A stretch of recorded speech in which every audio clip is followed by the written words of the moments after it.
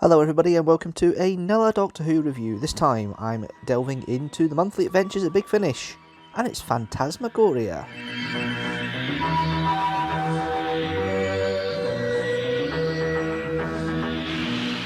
The format's going to be very similar to The Sirens of Time, the review I did back in November. So let's just get straight into the plotline, go over what happened in the story, and review it. I think that's probably the best way of putting it. It is a review at the end of the day.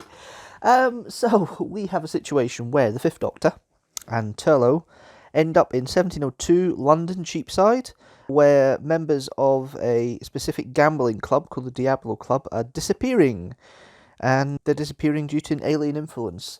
The Doctor and Turlough arrive in the house of Dr. Samuel Hollywell. They find that he has been doing sorts of seances and communicating with the spirits, is what he thought. After doing a seance, the Doctor realises that actually it's more psychic energy that's coming through, and the plot thickens when Turlough stumbles upon one of the missing men, Edward Carteret, who dies from a heart attack from the shock of trying to be taken over by this alien entity. There are some bounty hunters tracking the alien entity known as Sir Nicholas Valentine. And Valentine crashed his ship over 30 years previously and has been using the mental energies of people to restore his ship to full flow. Obviously, it is all sorted, and the Doctor and Turlough manage to stop him with the help of Hollywell's maid, Hannah, who happens to also be an alien herself, who is one of the bounty hunters that I mentioned, and can change between Hannah and the highwayman, Major Billy Lovemore, which is really interesting. So, overall, this plot, it's kind of like standard fare you would get for the time with the Doctor.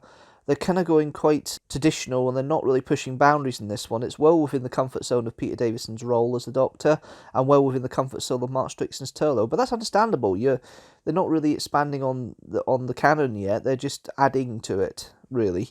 Big Finish is very good at expanding on the canon with the companions later on, but this one's kind of like an opportunity saying, oh, there must be more adventures that the Fifth Doctor and Turlough did between Resurrection of the Daleks and Planet of Fire, and that's exactly what they've been doing. So it's a standalone adventure written by Mark Gatiss. Mark Gatiss is good as historicals anyway, although he's more specialist with his Victoriana themed stories. However, this one is actually quite fun to listen to. There's a lot of good things in here with the references. It is the first Big Finish with a Doctor companion makeup, and it's only one Doctor and one companion. It does make Mark Strickson the first of the television companions to make an appearance in the Big Finish audios. He isn't the most prolific. That goes to Sarah Sutton and Sophie Aldred sharing the spoils in that one. But he is the first one, which is interesting. It also makes Pete Davison the first standalone Doctor as well in the series. But that doesn't mean too much in the main nature of things, because there is elements of Peter Davison's era which I hearkened to in the last review, which they've kind of gone on a comfy shoe, the later Peter Davison stuff, but they do a bit with him in the early stuff, which we'll see as we go through the reviews in time. And there's an interesting dynamic that's set up later on when he's not with Nyssa and he's with Perry and new companion Ehrman. But apart from that, let's go through some of the interesting plot points I picked up on this one. They make it clear exactly when it is. It's the 8th of March 1702 when they first arrive, which is the death of William III. And the change to Queen Anne. We've then got Sir Nicholas Valentine, very creepy. The voice makes him sound evil from the start. It's really well played. The thing with audio dramas is there's things they've got to say that make it interesting, but the way they've done it is the character asks questions. Why do you wear gloves? Why have you got a playing card that's the heart? And the way they describe it with audio is interesting to get into. If you're used to the television stories, the way they try and tell the story in your head with the audio is a lot different. But the TARDIS arrives at Hollywell's home, bumps into Hollywell and Hannah that night. And then you've got kind of like two plot lines, because at the end, Edward Carteret, who is the first victim that we have on screen in the audio play, played by Jonathan Rigby, effectively dies at the end of the first episode after getting a card, an Ace of Hearts card from Valentine after playing a card game, and I can't remember the card game now. I can't remember the card game. He's given the playing card Heart. Turlough figures out that Hollywell's got interest in the dark arts and the supernatural at the end of the first episode, and then hears Carteret being attacked in the street, so goes out and tries to help him, runs away because he's scared shitless, and gets knocked over by Flowers and Jake. So that kind of splits the plot up a little bit. So it's kind of like 2 plot lines going along. You've got the 3 plot lines. You've got the scheming of Valentine going through most of the episodes, trying to get all these people here for the mental allergies. It's gradually reveal what's happening. You've got the kind of subplot with Hannah and her mercenaries that she's working for, which is interesting, and it's interesting how they reveal that at the end of the 3rd episode. You've then got the other main plot line of the Doctor and Hollywell doing the investigations about all these men that have gone missing over the past 30 years and struggling to find the link. You've then got Flowers and Jake, who are part of the Turlough story, and Flowers ends up getting taken away by Valentine after playing a card game with him after Flowers is trying to find out what happened to Carteret, which is fair dues. You've then got the situation with the dovetail of these 2 stories together. They eventually end up at Valentine's lair. Hannah ends up stopping them, basically. It's an interesting plot line. It's interesting how some of the alien things come in here is quite interesting. The communication with the alien voices, with Billy Lovemore, who is a highwayman who's kind of like cover for the character of Hannah. So Lovemore can do all the kind of naughty bits, and Hannah can be the cover for the bits where the character wants to be quiet. It's quite obvious that the Hannah character is actually the main character person, which is interesting to see. And actually, Julia Dalkin is the only female cast member of this production, which is interesting in itself. It's a lot of men situation here, a lot of men and a lot of male characters in this one. So you've got the Doctor, played by Peter Davison. It's standard 5th Doctor fare. It's more an investigative 5th Doctor here. He hasn't fully stumbled in the situation like he traditionally does. He does have a bit of investigative talent, and it is intriguing that the early roles they try and play on the kind of more inquisitive and the more investigative 5th Doctor, and this is the start of it. I get the feeling that when Colin Baker's Wes McCoy and Peter Davison put themselves up for doing the Big Finish audios, that each wanted to develop certain aspects of the character. Colin Baker's Wes McCoy is pretty obvious. Pete Davison's is more subtle in how they develop the character, and it is the truest to the television version of the Doctor out of the 3 actors that you get through most of the early time with the 5th Doctor. It's interesting how it goes ahead. I think Pete Davison plays it brilliantly. He played it brilliantly in Sirens of Time, but this one was even better in regards to having his own time to do his own Doctor and develop it and work it. But you always get a slight sense that he's reading off the page, and that's about it. You don't see any real development with the character in these early stories. It's a shame because the character is well written, and I think Mark Gatiss understands who the 5th Doctor is when he writes for him, and Peter Davison plays off that, but you don't get any sense that there's been any major development. He's just like kind of turning up and reading the script and off he goes again.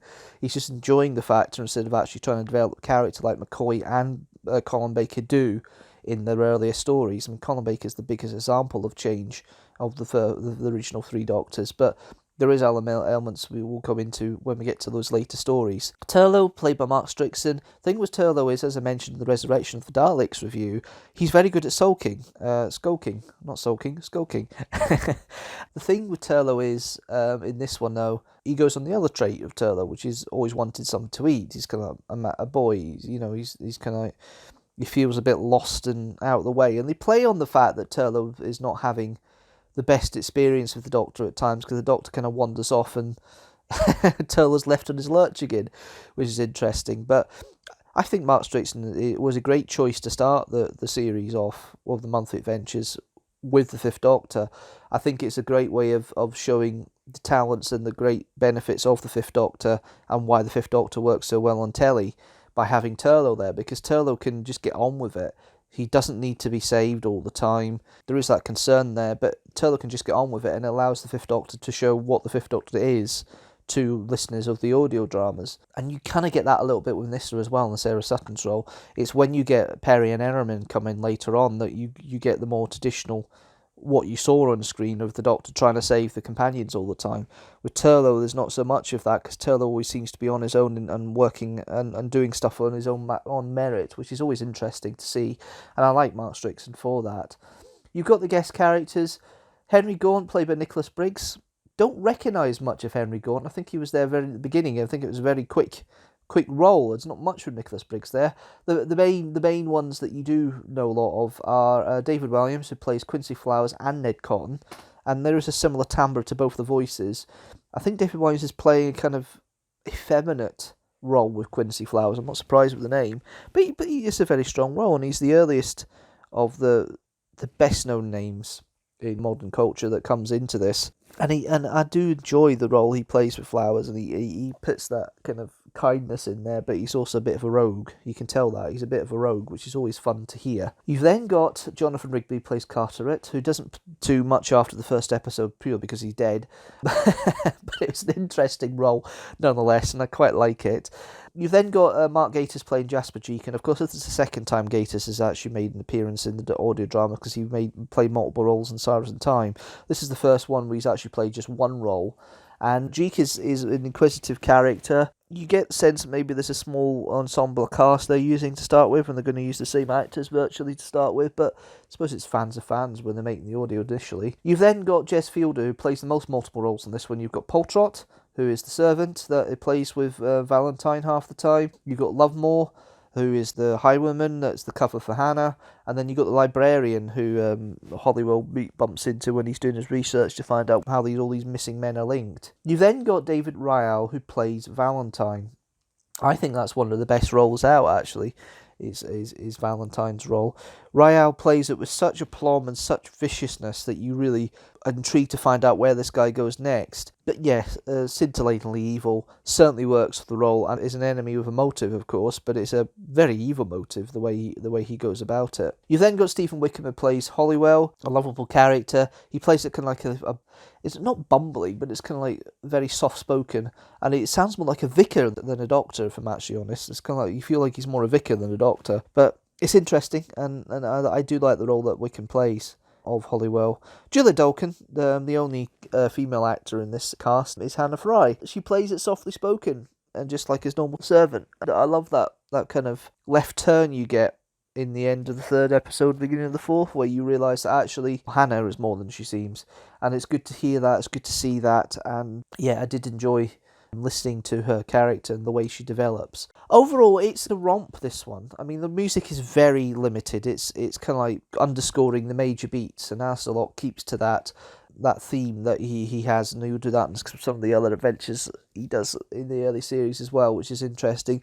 Mark Gatiss' script is decent enough. It's a nice enough romp. It's kind of like setting a format down of how Big Finish is going to work going forward with these audio adventures, and they're keeping to the 4-episode format, although it's pretty short for this one. It's actually only about 20 minutes per episode, which I've noticed, which is interesting. It makes you think maybe they've been a little short in what they've written for this story, which is a bit of a shame, because I think they could have expanded a little bit more, but it's a nice run around, going from place to place, and you do fall into it, and you can imagine the situations quite easily. It's not difficult to follow, and it's an enjoyable listen to. And overall, I do like the story as a whole, but it's not the greatest Big Finish. There are a lot of Big Finishes that are a hell of a lot better, and start getting better really soon as well. But it is quite fun. I do enjoy it, and I think it's one of the ones I will go back to if you want to, not quite take your brain out, but if I want to have a bit of enjoyment and listen to a Big Finish story. Phantasmagoria probably is one I will come back to, because I quite like the historicals of Peter Davison, because I think he works better with historicals than some of the other Doctors do, and I think that's why they keep going back to Peter Davison. There's a lot of historical stuff with Peter Davison where you don't necessarily get that with the others. Overall though, I do like this story, but it's not the best, and it's not the worst, so I would give this 3.5 TARDISes out of 5. Now, unlike last time, we now have a couple of stories, so let's have a look and see how Phantasmagoria stacks up with all the other Big Finish audios we've reviewed so far. Phantasmagoria sits in at 3.5 TARDISes out of 5 alongside the Sirens of Time. Very early days, but at the moment, very consistent. Well, that's it for this review of Phantasmagoria. Leave me a comment down below. Do you like Phantasmagoria? Leave a comment down below. Do you not like Phantasmagoria? Leave a comment down below. Just leave a comment down below. Give me your opinion. That's always nice to see. If you like this video, don't forget to like it and share it with the hashtag teamstructor, and hit that subscribe button and the notifications bell so you know when a new video comes out. General rule, a new video every Sunday at 4 PM GMT. That is the case this Sunday, which will be the channel update for January 2022. A lot of things have been changing, as you probably noticed on screen, with the Deanstructor channel. My reasoning becomes clear in the channel update on Sunday at 4 PM GMT. Hopefully you can join me for that. But if you want to support the channel even more, you can go to the Patreon at patreon.com/Deanstructor. For as little as £1 a month or $1 a month, you can help support the channel. So just go to patreon.com/Deanstructor. That's it for now. Thanks guys for watching as always, and until next time, I shall see you later.